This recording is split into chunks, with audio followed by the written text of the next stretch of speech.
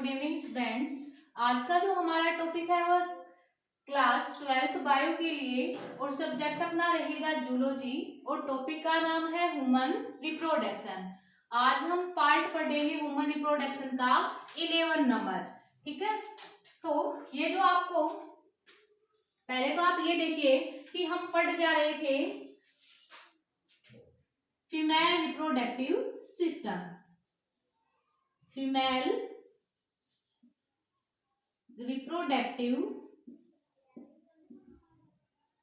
System. Female reproductive system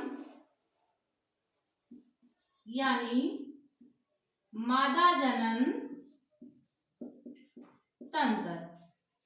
female reproductive system जो होता है वो निम्न अंगों से मिलकर बना होता है। फर्स्ट ऑफ था ओवरी यानी अंडाशय, सेकंड ओविडक्ट यानी अंडवाहिनी, और थर्ड जो होता है वो है यूट्रियस यानी गर्भाशय, और फोर्थ पार्ट है वेजाइना, और फिफ्थ इसका जो पार्ट था वो था एक्सटर्नल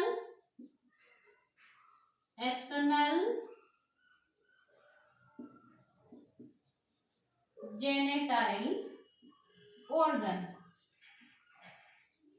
इसको क्या बोलते हैं, बाह्य जननांग। बाह्य जननांग। और सिक्स पार्ट था इसका, वो कौन सा था, एसेसरी ग्लैंड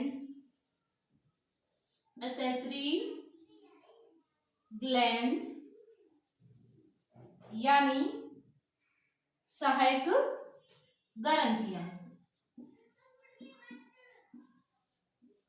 सहायक ग्रंथियां होती है फीमेल में कौन कौन सी पाई जाती है, ब्रेस्ट और बर्थोलिन। तो हम बात कर रहे थे फीमेल रिप्रोडक्टिव सिस्टम यानी मादा जनन तंत्र की। तो मादा जनन तंत्र का फर्स्ट पार्ट क्या था, ovary, second oviduct, third uterus, fourth vagina, fifth external genital organ यानी बाह्य जननांग, और 6 नंबर पार्ट था एसेसरी ग्लैंड यानी सहायक ग्रंथियां। फीमेल के अंदर 2 प्रकार की सहायक ग्रंथियां पाई जाती है। फर्स्ट ऑफ थी ब्रेस्ट ग्लैंड यानी स्तन ग्रंथि, और सेकंड थी बर्थोलिन ग्लैंड यानी बर्थोलिन ग्रंथि। आज हम पढ़ेंगे फीमेल रिप्रोडक्टिव सिस्टम का फर्स्ट पार्ट अंडाशय यानी ओवरी। जो आपको ये डायग्राम दिखाई दे रहा है वो है इंटरनल स्ट्रक्चर ऑफ ओवरी, अंडाशय की आंतरिक संरचना। एक अंडाशय की आंतरिक संरचना किस प्रकार से दिखाई देती है वो अपन को इसके अंदर पढ़ना है।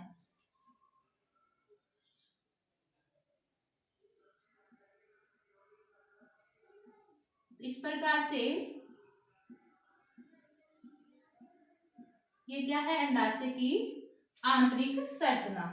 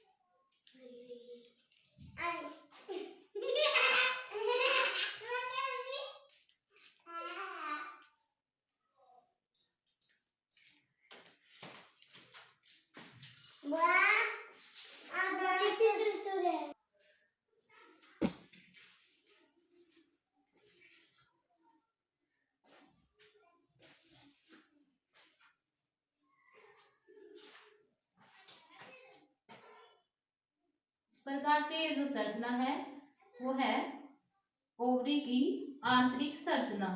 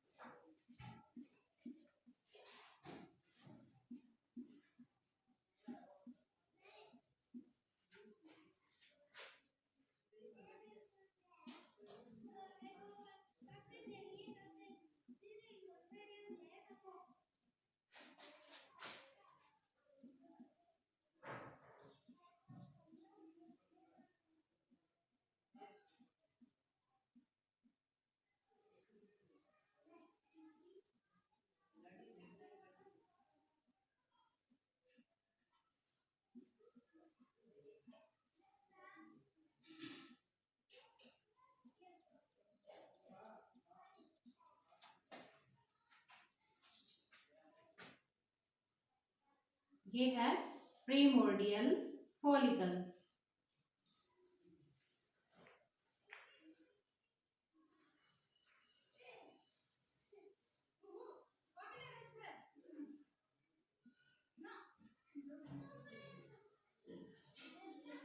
ये है वेस्क्यूलर, सॉरी, ये प्रीमोर्डियल फॉलिकल, ये है प्राइमरी फॉलिकल।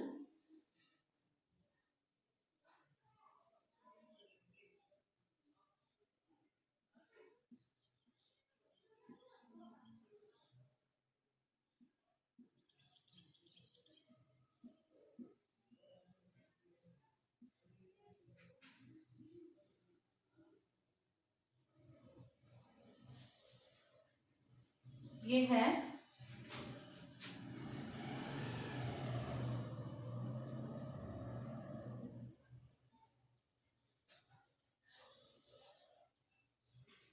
इसका ये जो पार्ट, सॉरी, ये जो फॉलिकल है वो है वेस्क्यूलर फॉलिकल।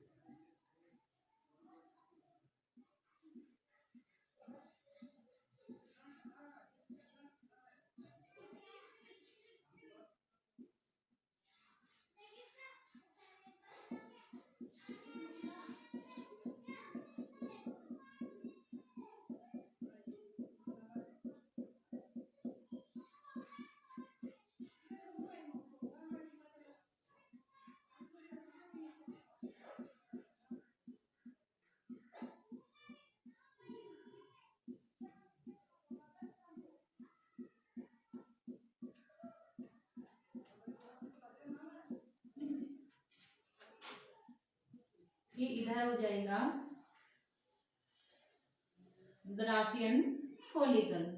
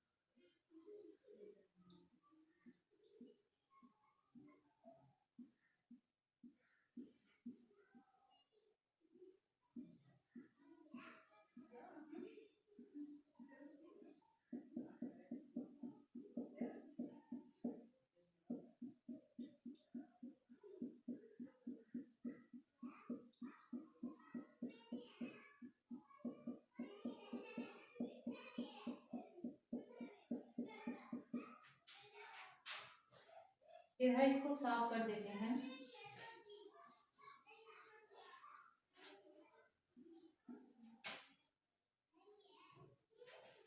इधर ये रहेगा रैप्चर ऑफ ग्राफियन फॉलिकल।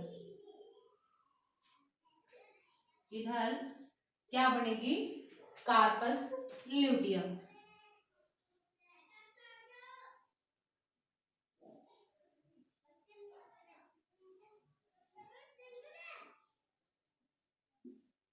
ये हो जाएगी कार्पस एल्बिकन्स।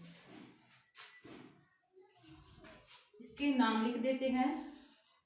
बाह्य आवरण है ट्यूनिका एल्बुजिनिया,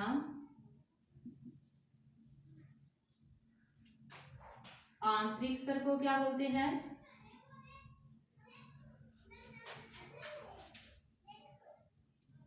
जर्मिनल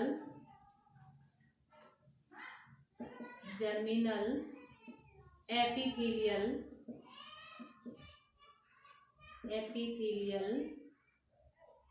आंतरिक आवरण को ट्यूनिका परोपडिया।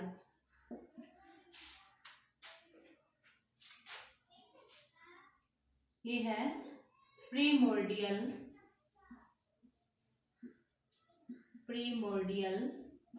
फॉलिकल, और इधर ये है प्राइमरी फॉलिकल।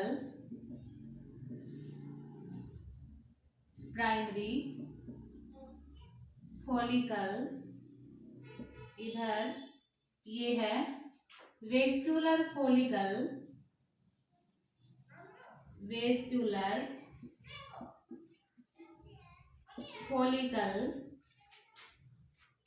और ये है ग्राफियन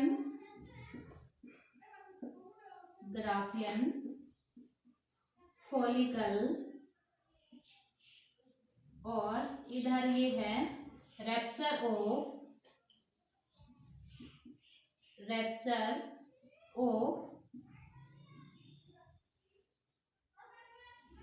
ग्राफियन फॉलिकल।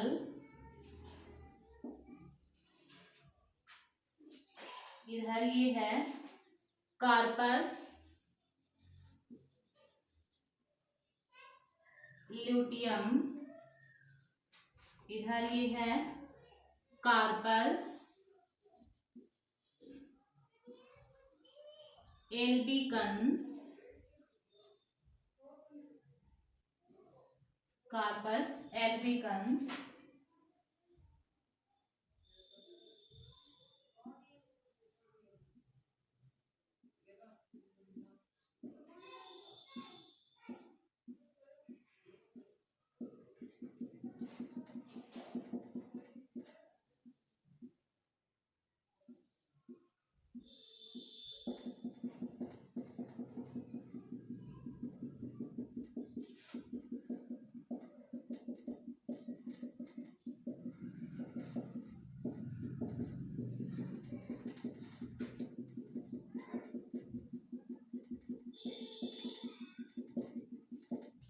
अंडाशय के अंदर जो संयोजीतक भरा रहता है उसको स्ट्रोमा बोला जाता है। ये वाला जो पार्ट है वो कौन सा है? कॉर्टेक्स। और इधर बीच वाला ये क्या है? मेडुला।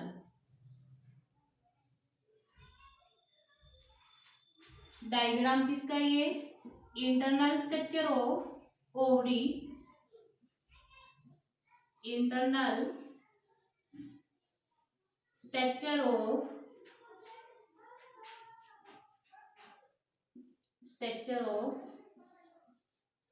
ओवरी, अंडाशय की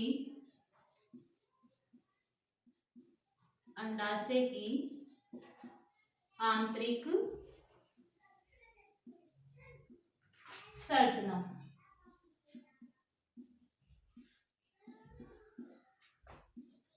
इंटरनल स्ट्रक्चर ऑफ ओवरी यानी अंडाशय की आंतरिक संरचना।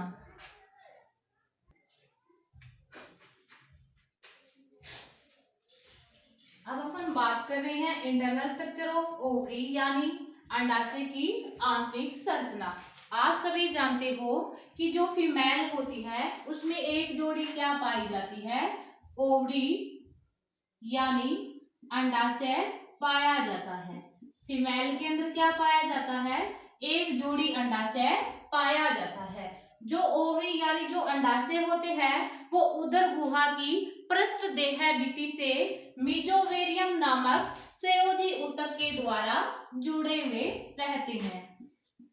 जो ओवरी होते हैं वो उदर गुहा की पृष्ठ देह भित्ति से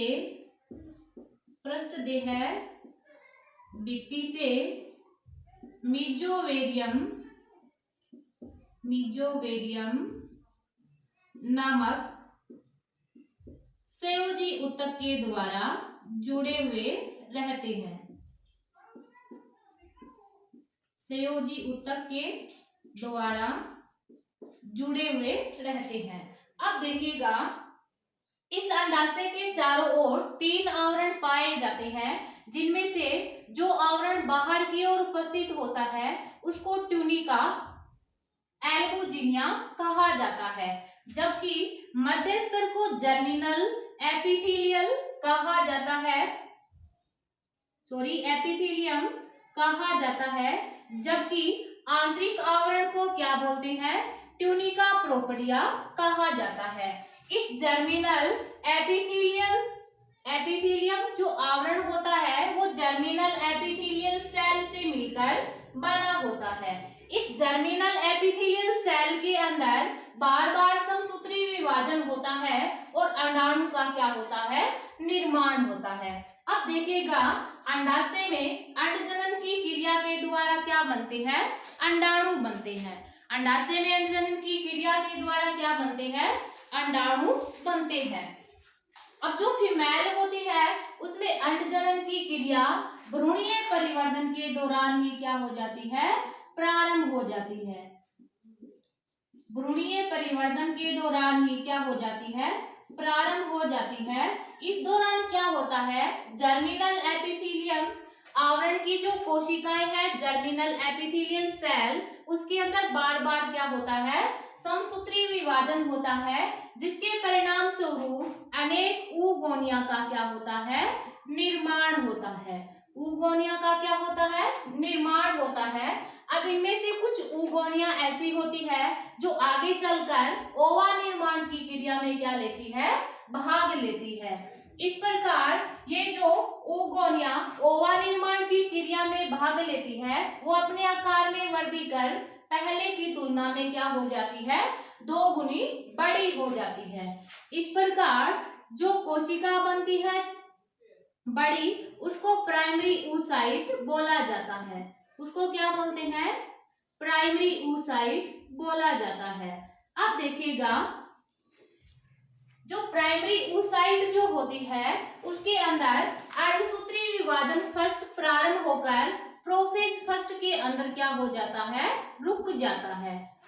प्राइमरी oocyte के अंदर अर्धसूत्री विभाजन फर्स्ट प्रारंभ होकर प्रोफेज फर्स्ट के अंदर क्या हो जाता है, रुक जाता है। अब देखिएगा, इस दौरान क्या होता है कि प्राइमरी oocyte को चारों ओर से ग्रेनुलोसा कोशिकाएं क्या कर लेती है, घेर लेती है। इस प्रकार जो संरचना बनती है उसको प्रीमोर्डियल फॉलिकल बोला जाता है। इसको क्या बोलते हैं, प्रीमोर्डियल फॉलिकल बोला जाता है। इस प्रकार इस प्राइमरी oocyte के चारों ओर जो द्विगुणित ग्रेनुलोसा कोशिकाएं होती है वो क्या करती है, इस प्राइमरी oocyte को पोषण प्रदान और सुरक्षा प्रदान करने का क्या करती है, कार्य करती है। साथ ही इन ग्रेनुलोसा कोशिकाओं के द्वारा किसका स्त्रावण किया जाता है, पुटक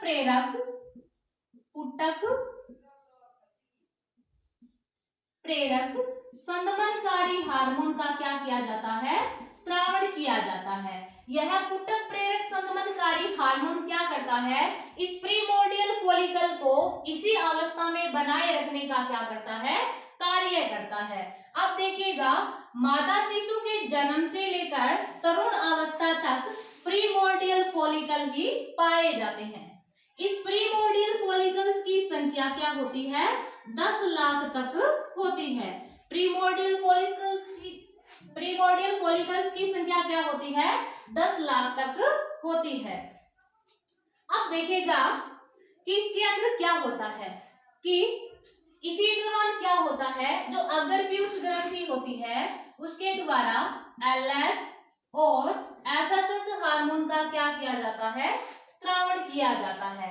ये दोनों ही हार्मोन क्या करते हैं कि पुटक प्रेरक संदमनकारी हार्मोन का क्या करते हैं, विरोध करते हैं। और विरोध करने के साथ साथ जो प्राइमरी oocyte होती है उसके चारों ओर ग्रेनुलोसा कोशिकाओं की क्या होती है, संख्या में वृद्धि होती है। कहने का मीन ये है कि ये एलएच और एफएसएच पुटक प्रेरक संदमनकारी हार्मोन का क्या करते हैं, विरोध करते हैं। और इसी के साथ साथ क्या होती है, ग्रेनुलोसा कोशिकाओं की संख्या में वृद्धि होती है।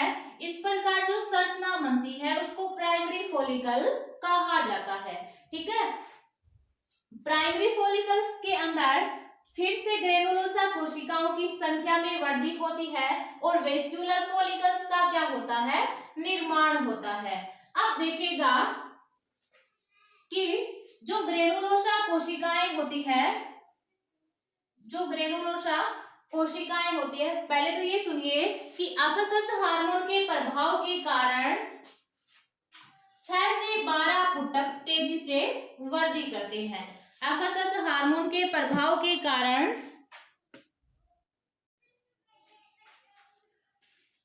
अब देखिएगा, जो एफएसएच और एलएच किसका विरोध कर रहा था, पुटक प्रेरक संदमनकारी हार्मोन का विरोध कर रहा था। इसी दौरान ग्रेनुलोसा कोशिकाओं की संख्या में वृद्धि हो रही थी। इस प्रकार जो संरचना बन रही थी उसको प्राइमरी फॉलिकल बोला था।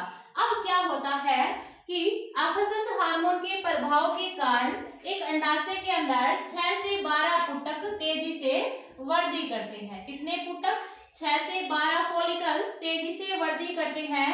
और इसी दौरान ग्रेनुलोसा कोशिकाओं की संख्या में भी वृद्धि होती है। इस प्रकार जो संरचना बनती है या इस प्रकार से जो फॉलिकल्स बनता है उसको वेस्क्यूलर फॉलिकल कहा जाता है। अब देखिएगा, इस ग्रेनुलोसा कोशिकाओं के चारों ओर अन्य कोशिकाएं इकट्ठी होकर एक थीका नामक आवरण का निर्माण करती है। ग्रेनुलोसा कोशिकाओं के चारों ओर अन्य कोशिकाएं इकट्ठी होकर थीका नामक आवरण का निर्माण करती है। अब देखिएगा, थीका की 2 लेयर होती है। जो बाहर की ओर उपस्थित होती है उसको थीका एक्सटर्ना कहा जाता है। बाहर की ओर जो उपस्थित होती है उसको क्या बोलते हैं, थीका एक्सटर्ना कहा जाता है। थीका एक्सटर्ना कहा जाता है, जबकि आंतरिक जो लेयर होती है उसको थीका इंटरना कहा जाता है। क्या बोलते हैं इसको, थीका इंटरना बोला जाता है। थीका एक्सटर्ना के द्वारा क्या किया जाता है, अपघटनकारी एंजाइमों का स्त्रावण किया जाता है। बट थीका इंटरना के द्वारा क्या किया जाता है, एस्ट्रोजन हार्मोन का स्त्रावण किया जाता है। अब देखिएगा, ये ग्रेनुलोसा जो कोशिकाएं हैं एक पुटकीय द्रव का स्त्रावण करती है और जिसके कारण इसके अंदर की ओर एक गुहा का निर्माण होता है जिसको बोलते हैं एंट्रम। क्या बोलते हैं, एंट्रम, जिसके अंदर एस्ट्रोजन हार्मोन की मात्रा पाई जाती है। आप इतना ध्यान रखिएगा, जैसे जैसे ग्रेनुलोसा कोशिकाओं की संख्या में वृद्धि हुई और थीका नामक आवरण का निर्माण हुआ, उसी के साथ एक परिपक्व फॉलिकल यानी एक परिपक्व पुटक का क्या होता है, निर्माण होता है। इस परिपक्व पुटक को ग्राफियन फॉलिकल कहा जाता है। ठीक है, इस परिपक्व पुटक को क्या बोला जाता है, ग्राफियन फॉलिकल बोला जाता है। अब देखिएगा कि जैसे ही ग्राफियन फॉलिकल अपनी अंतिम अवस्था में पहुंचता है तो अगर अगर पीयूष ग्रंथि के द्वारा स्रावित होने वाले एलएच हार्मोन के स्रावण की सांद्रता 6 से 20 गुना बढ़ जाती है, जिसकी वजह से जो ग्राफिन फॉलिकल होता है वो रैप्चर हो जाता है यानी फट जाता है, और फटने के कारण जो सेकेंडरी oocyte होती है वो फेलोपियन ट्यूब की तरफ चली जाती है। इस घटना को अपन अंडोत्सर्ग बोलते हैं। क्या बोलते हैं? अंडोत्सर्ग यानी ओव्यूलेशन बोला जाता है। ओव्यूलेशन यानी अंडोत्सर्ग कहा जाता है। अब देखिएगा, शेष बचे हुए ग्राफिन फॉलिकल्स के अंदर एक ब्लड के थक्के के समान यानी रुधिर के थक्के के समान क्या बनती है? संरचना बनती है। रुधिर के थक्के के समान क्या बनती है? संरचना बनती है, जिसको कार्पस ल्यूटियम कहा जाता है। कार्पस ल्यूटियम एक चक्रीय ग्रंथि होती है जो कि एस्ट्रोजन और प्रोजेस्टेरोन हार्मोन का क्या करती है? स्रावण करती है। इस कार्पस ल्यूटियम के अंदर येलो कलर की वसीय कणिकाएं पाई जाती है। येलो कलर की क्या पाई जाती है? कणिकाएं पाई जाती है। कणिकाएं पाई जाती है जिनको ल्यूटीन कहा जाता है, और इस अवस्था को ल्यूटियल प्रावस्था कहा जाता है। इसको क्या बोलते हैं? ल्यूटियल प्रावस्था बोला जाता है। ठीक है, यानी जो पीले रंग की वसीय कणिकाएं होगी उसको ल्यूटीन, और इस प्रावस्था को क्या बोलते हैं? ल्यूटियल प्रावस्था कहा जाता है। अब देखिएगा, यदि निषेचन की क्रिया संपन्न हो जाती है, यदि निषेचन की क्रिया संपन्न हो जाती है तो कार्पस ल्यूटियम बनी रहती है, और यदि निषेचन की क्रिया संपन्न नहीं हो पाती तो कार्पस ल्यूटियम एक सफेद रंग की संरचना कार्पस एल्बिगन्स के अंदर क्या हो जाती है? चेंज हो जाती है। और जैसे ही कार्पस ल्यूटियम कार्पस एल्बिगन्स के अंदर चेंज हुई, वैसे ही एस्ट्रोजन और प्रोजेस्टेरोन हार्मोन का स्रावण क्या हो जाता है? बंद हो जाता है यानी कम हो जाता है। और इसी के साथ अगर पीयूष ग्रंथि के द्वारा वापस से एलएच और एफएसएच हार्मोन का क्या किया जाता है? स्रावण किया जाता है, और इसी दौरान नया ओवेरियन साइकिल यानी नया अंडाशय चक्र क्या हो जाता है? प्रारंभ हो जाता है। अब देखिएगा, इस अंडाशय के अंदर आपको इस प्रकार से कनेक्टिव टिश्यू दिखाई दे रहा है। अब इस अंडाशय के अंदर जो कनेक्टिव टिश्यू भरा रहता है, यानी अंडाशय के अंदर जो संयोजी ऊतक भरा रहता है उसको स्ट्रोमा बोला जाता है। अंडाशय के अंदर भरे हुए कनेक्टिव टिश्यू यानी संयोजी ऊतक को क्या बोलते हैं? स्ट्रोमा बोला जाता है। इस स्ट्रोमा का जो परिधीय भाग होता है वो क्या होता है? अधिक संघन होता है, अधिक संघन होता है, और इसके अलावा फॉलिकल्स युक्त होता है यानी पुटक युक्त होता है। इस भाग को कॉर्टेक्स बोला जाता है। जबकि मध्य पार्ट होता है वो कम संघन होता है। इसके अंदर रक्तवाहिनी और इसके अलावा तंत्रिका तंतु पाए जाते हैं। इस पार्ट को क्या बोलते हैं? मेडुला बोला जाता है। अब देखिएगा, निषेचन की क्रिया होती है वो रक्त चक्र के 6 से 13वें दिन संपन्न होती है।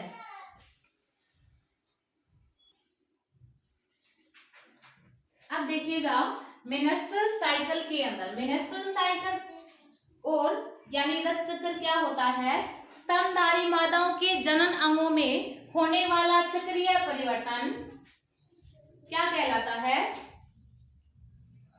जो प्राइमेट्स मादाओं को छोड़कर अन्य जितनी भी स्तनधारी मादाएं होती है उनके जनन अंगों में जो चक्रीय परिवर्तन होता है यानी जो साइक्लिक चेंजेस होते हैं उसको क्या बोला जाता है? मेनस्ट्रुअल साइकिल यानी रज चक्र बोला जाता है। क्या बोलते हैं इसको? रज चक्र बोला जाता है।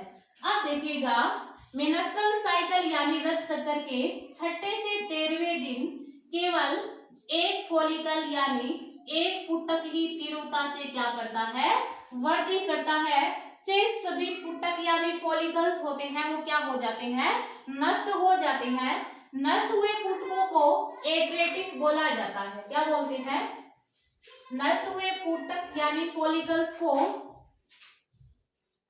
एट्रेटिक बोला जाता है और इस घटना को एट्रीसिया कहा जाता है। इस घटना को क्या बोलते हैं? एट्रीसिया कहा जाता है। इसी के साथ ओवरी की स्ट्रक्चर क्या होती है? कंप्लीट होती है। यदि ओवरी के फंक्शंस की बात करें तो ओवरी के द्वारा अंडाणुओं का क्या होता है? निर्माण होता है।